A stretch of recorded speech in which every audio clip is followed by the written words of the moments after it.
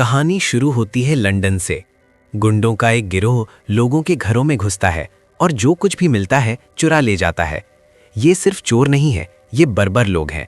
वे furniture तोड़ देते हैं, दीवारों पर लात मारते हैं और जंगली जानवरों की तरह फर्श पर पेशाब भी कर देते हैं, बस कुछ साबित करने के लिए।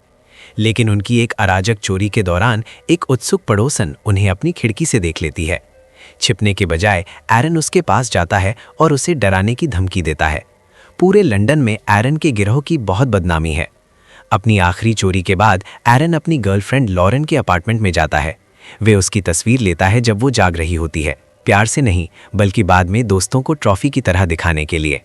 इस बीच इस सब अराजकता से दूर रिची नाम का एक बुजुर्ग व्यक्ति स्पेनिश सूरज के नीचे आरामदायक जीवन जी रहा होता है। एक दोपहर जब वो डेट पर निकला होता है तो वो अपने भाई चार्ली को लंदन में सिर्फ अपनी शानदार जिंदगी का रौब झाड़ने के लिए फोन करता है। चार्ली एक बार में दोस्तों के साथ बातें कर रहा होता है। उसके दोस्तों में लिजी भी होती है, एक महिला जिसका कभी रिची पर क्रश था।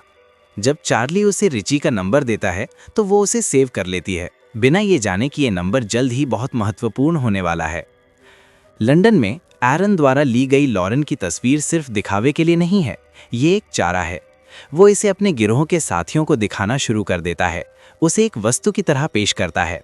उसी रात चार्ली एक बार से बाहर निकलता है और एरन के गिरोह को अपराध करते हुए देख लेता है।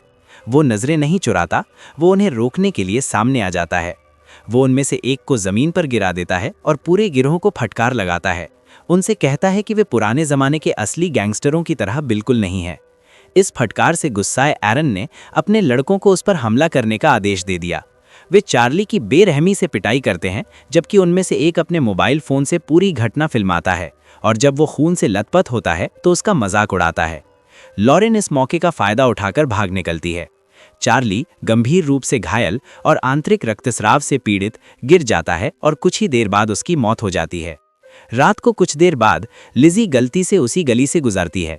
वो एरन के गिरोह को दूर जाते हुए देखती है और फिर उसे चार्ली का शव मिलता है। बुरी तरह से हिली सहमी लिजी पुलिस को फोन करती है। कुछ ही देर बाद वो खुद को कांपते हुए एक पूछताछ कक्ष में पाती है। ये समझाने की कोशिश कर रही होती है कि क्या हुआ था, लेकिन जब उसे पता चलता है कि पुलिस वाले चार्ली का नाम भी नहीं जानते तो उसकी निराशा फूट पड़ती है। इससे भी बुरी बात यह है कि वे उसे बताते हैं कि वे एरन के गिरोह को गिरफ्तार नहीं कर सकते, कोई ठोस सबूत नहीं है। गुस्से और निराशा में लिजी को रिची का नंबर याद आता है।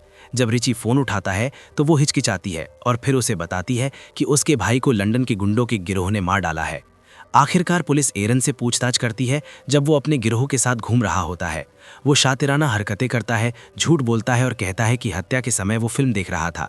सबूतों के अभाव में पुलिस उसका कुछ नहीं बिगाड़ सकती। उनके जाने के बाद एरन लंबित मामलों को निपटाने का फैसला करता है, यानी लॉरेन। डिन को इस योजना का पता चलता है और वो उसे चेतावनी देने के लिए दौड़ पड़ता है। जब वो लॉरेन के अपार्टमेंट पहुंचता है तो वो उससे कहता है कि एरन उसे मारने आ रहा है।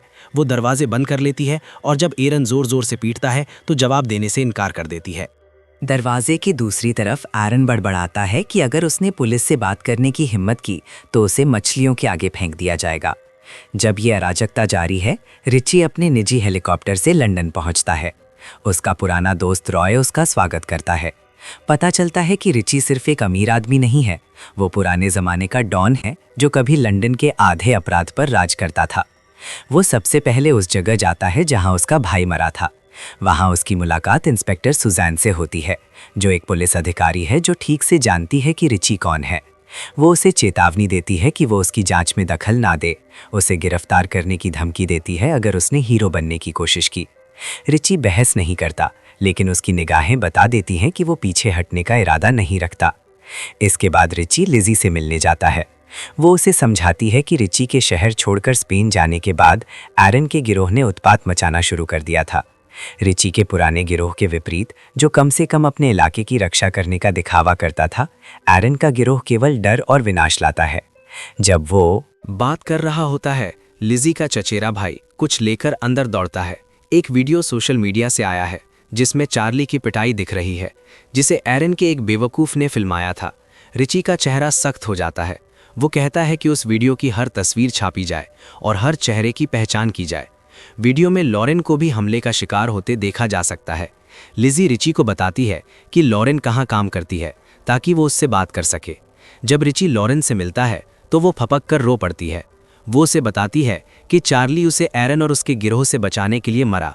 वो रिची को आगाह करती है कि एरन के पास बहुत सारे आदमी हैं, उससे कहीं ज़्यादा जितना वो संभाल सकता है। रिची मुस्कुराता है और कहता है, गुणवत्ता हमेशा मात्रा पर भारी पड़ती है। जाने से पहले वो उससे कहता है कि वो एरन से दूर रहे, क्योंकि उस जैसे लड़के उस जैसे व्यक्ति के लायक नहीं हैं। वो ये नहीं देख पाता कि जब वो बात कर रहा होता है, एरन के गिरोह की एक महिला वहाँ मौजूद होती है। अगले दिन चार्ली की याद में एक धार्मिक समारोह के दौरान रिची के कुछ पुराने साथी दिखाई देते हैं। कुछ दिनों बाद रिची, रॉय, आर्थर और बुच कार से समुद्र तट पर उसी स्थान पर जाते हैं जहां वो कभी लाशें फेंका करता था। हवा गरजती है जब रिची चार्ली की राख को समुद्र में बिखेरता है, ये कहते हुए कि यहीं उन्होंने कभी लंदन के नियंत्रण के लिए लड़ाई लड़ी थी। वो अपने एक पुराने दोस्त से संपर्क करता है जो पुलिस का मुखबिर है और उस पर कुछ एहसान बकाया है। एक शांत मुलाकात के दौरान मुखबिर रिची को चार्ली के कुछ निजी सामान सौंपता है, जिसमें एक छोटी सी नोटबुक और एक पुलिस फाइल शामिल है जिसमें एरन के गिरोह के सभी सदस्यों की सूची है। रिची को अपना शिकार शुरू करने के लिए बस इतना ही चाहिए। रिची और उसके आदमी जल्द ही एरन के एक गुंडे को ढूंढ लेते हैं। वो उससे पुराने तरीके से पूछताछ शुरू करता है।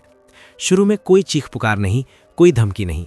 वो शांति से सवाल पूछता है, ये समझने की कोशिश करता है कि ये लोग कितने वफादार हैं। लेकिन गुंडे उसका मजाक उड़ाते हैं, यहाँ तक कि जब वो बात कर रहा होता है तो उस पर थूक भी देते हैं। उसे लगता है कि रिची खतरनाक होने के लिए बहुत बूढ़ा है।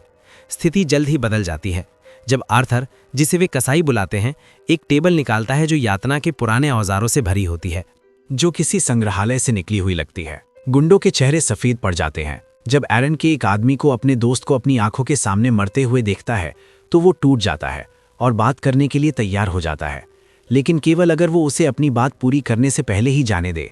रिची शांति से अपनी बंदूक उठाता है और गोली चला देता है।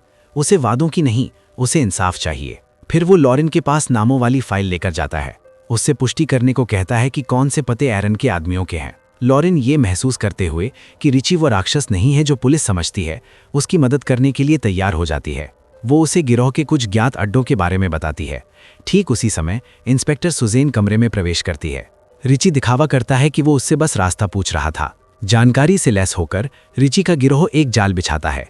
वे गिरोह के कुछ सदस्यों को सड़क पर घात लगाकर पकड़ते हैं, उनका पीछा करते हैं और एक को जिंदा पकड़ने में सफल हो जाते हैं। इस बार वो उससे बात करवाने का दूसरा तरीका अपनाता है। उसे उल्टा लटका देता है, छत से, जैसे फ्रीजर में मांस लटकता है। थकान आखिरकार उस पर हावी हो जाती है। वो बेहोश होकर जमीन पर गिर जाता है। उसके आदमी घबरा जाते हैं, लेकिन जब वो उठता है, रिची के पास पहले से ही एक नई योजना होती है। एरन के अड्डे पर जाने के बजाय वो ये सुनिश्चित करेगा कि एरन खुद उसके पास आए। शहर के दूसरी तरफ लॉरेन की हिम्मत टूटने लगती है। अपनी जान के डर से वो रिची को धोखा देती है। वो एरन के पास जाती है और उसे बताती है कि रिची उसके आदमियों का शिकार कर रहा है और कुछ को मार भी चुका है, और अब वो बूढ़ा आदमी अस्पताल के बिस्तर पर कमज़ोर पड़ा है। एरन अपने सभी गुंडों को इकट्ठा करता है और अस्पताल की ओर दौड़ पड़ता है। वो पहले अपनी हत्यारों की टीम भेजता है। वो अपने हाथ गंदे नहीं करना चाहता। उनका मिशन सरल है, आईसीयू में घुसना और सोते समय रिची को ख़त्म करना। लेकिन वे ये नहीं जानते कि रिची ने सब कुछ पहले से योजना बना रखी थी। अस्पताल सिर्फ एक अस्पताल नहीं है। पुलिस ने पहले ही इमारत को घेर लिया है और रिची के आदमी अंदर छिपे हैं, हमला करने के लिए तैयार। जैसे ही एरन का गिरोह अंदर घुसता है, गोलियां चलने लगती हैं, जाल बंद हो जाता है और एरन को बहुत देर से पता चलता है कि क्या हो रहा है। वो लॉरेन की ओर मुड़ता है, उसे जोर से थप्पड़ मारता है और उसे देशद्रोही कहता है। बाहर पूरी मंजिल अराजकता में डूबी है। गोलियां बरस रही हैं, खिड़कियां चकनाचूर हो रही हैं, अलार्म बज रहे हैं।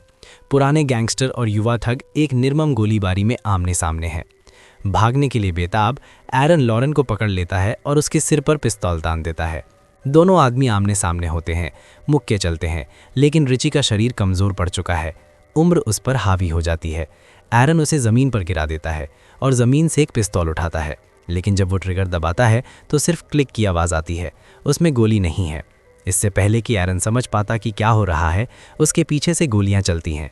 कुछ ही पलों बाद अराजकता शांत हो जाती है।